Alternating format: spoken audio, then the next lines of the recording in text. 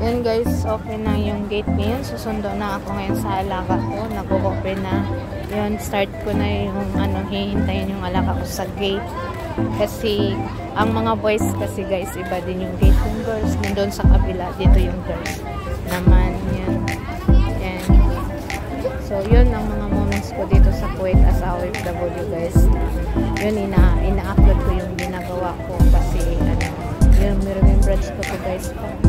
Umuwi ako sa Pilipinas, ganito pala yung work ko dati. So, kailangan balik-balikan ko din guys yung yung mga yung mga memories ko dito sa Kuwait. Kasi hindi naman ako forever lagi dito sa Kuwait guys. So, kailangan ko yung maganda kasi guys kung may mga memories ka sa Kuwait na maganda pala yung Kuwait. Kasi ang kasabihan naman na marami ditong nangyari.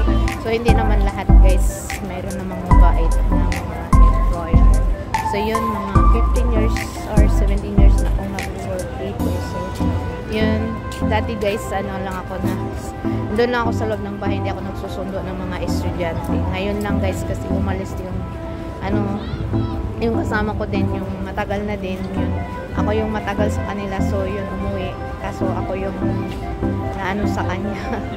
Ako yung na-assign sa work ng bata. Kasi, kaming Pilipina doon. 4 kaming Pilipina sa bahay. Tapos, may mga Sri Lanka din 2.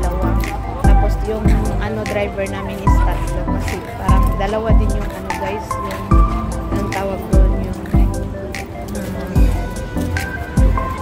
2 din yung namin, yung palapag ng bahay namin. So, 4th floor. Yan guys. So, ito yung school nila, American school. So, habang hindi pa dumating yung alaga ko, so, nagbablog muna ako para enjoy ko yung sarili ko, para mawala yung pagod ko, guys. Yun. Lang. Yan. So, marami din dito nasusundo. Yun ang parking nila, punong-puno yun, guys. So, yan. Yan ang memory hall. Yan, lumalabas na for all the boys. Yan, guys. Yan ang gate nila. Lahat lumalabas na sila guys. Yan. So, yun. Thank you for watching my videos and see you again. Bye-bye. God bless you all. Bye-bye. Hi guys, this is Love in Lapel channel. So, welcome back to my channel guys. So, tambay mo na ako guys habang nagsusundo ako sa alaga ko ngayon. Kasi, ang init guys. So, ngayon nandito ako guys. Daming sumusundo. Yan, dami talaga guys.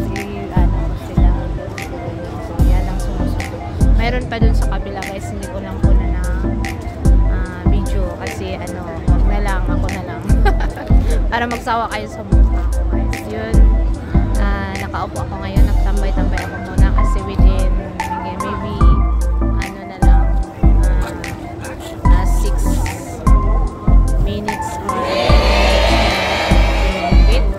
kailangan ko sunduin yung alaga ko guys. So 3 silang susunod, bayad sa kayo greens.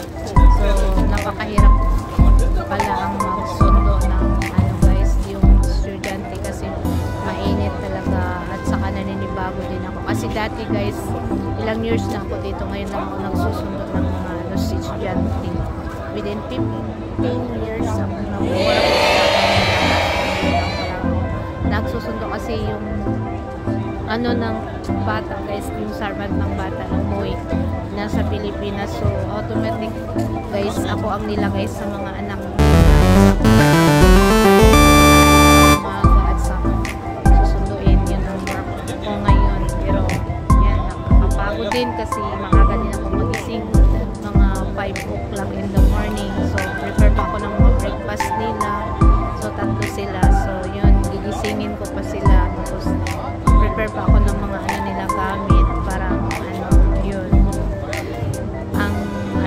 Naninibang ako sa pagising ko sa umaga kasi kailangan iba talaga guys pag naninibang ako. Pero hanggat matuto din ako yung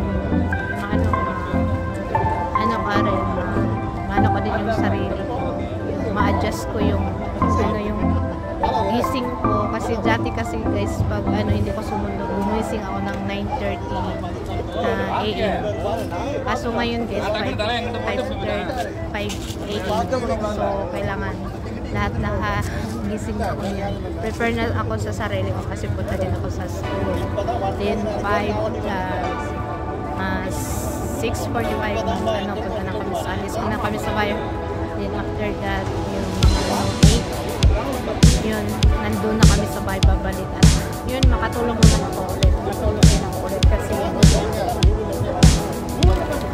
inaantok ako guys pag hindi ako nakatulog ulit. Ang aga ka talaga. So yun, kasi mahirap pala. Pero okay lang kasi naging nakasurvive na din ako. Siguro lagi mundo at days mga 3 months na yata ngayon. So nakapag sa sarili ko ganito pa lang magsusunod ko. Hindi basta-basta. Kaya akala ko easy lang. Kasi marami pang mag-limit na kabayan dito sa stall. Pero yun. Kaso lang guys, yung parang yung katawan mo mahihina sa init. Yung iba nga nagpo-collapse din pag nagsusundo. Kasi super init at saka yung labi guys sama-sama. So yun, naranasan ko sa pagsusundo. Malabang ko madami. Hanggat dumadami yan guys yung nagsusundo. Tapos yung mga parking lot na ang dami din. So yun, ang dami yung mga Pinay. So yun, drop muna ako para mawala yung antok ko at saka yung pagod ko. Kasi yung pag-vlog guys, isa din ito nakakatulong sa akin, nakaka-inspire din ito sa akin guys. Kasi parang simple stuff na rin na ialiw mo lang yung sarili mo.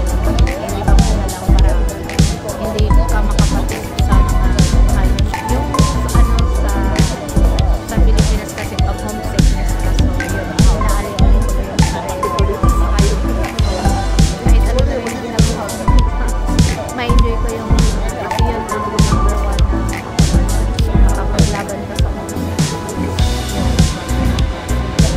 ay ginagawa ka guys. Kaysa lagi ka lang nakatayo tapos nag-iisip ang layo ng iniisip tapos mabuti pa mag-vlog na lang yun ang ginagawa ko dito sa Kuwait at yung mga remembrance ko as a OFW hanggat nandito pa iba-vlog ko yung mga moments ko dito sa Kuwait kung yung mga pagsubok or mga ba yun so or yung naging masaya ka or yung pag-stay mo sa Kuwait grabe kasi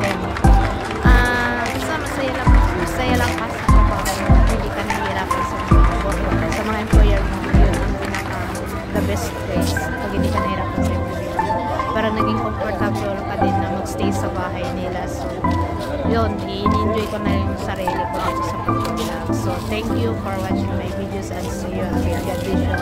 Bye-bye. See you again. Bye.